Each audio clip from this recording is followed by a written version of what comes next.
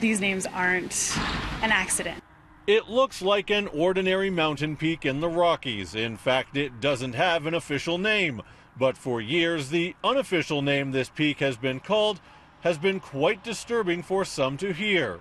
Squaw's Tit, a once commonly used name according to the author of this book. And if something got on a map, and if the map was not seen that regularly, it could probably escape notice, so it wouldn't be considered consequential. Hikers still use the name to identify the peak, even if they're uncomfortable doing so, and it even appears on Google Maps. A small petition was started to try and change the name, but so far there has been little traction.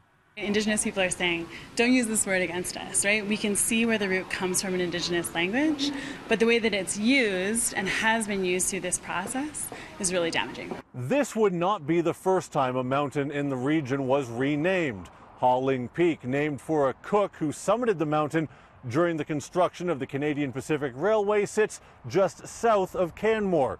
It got that name in 1997.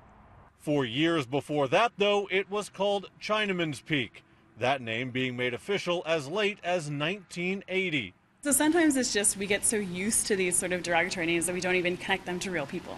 If we start to see these names, we sort of get, we don't see them anymore for what they really are. But renaming something, even a natural feature, can be a challenge in itself. They had a problem with squaw names up in Maine. And someone said, okay, what we're going to do is to rename them moose. They said, well, that's maybe just a bit too simple. And most importantly, the feature likely already has a name. After all, people have been living here much longer than Europeans.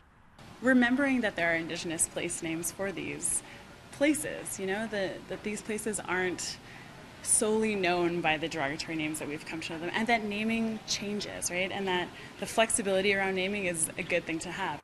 While the clouds that often shroud the peak will come and go, the controversy around names like this and others around the country won't pass so easily. Near Canmore, Jonathan Muma, City News.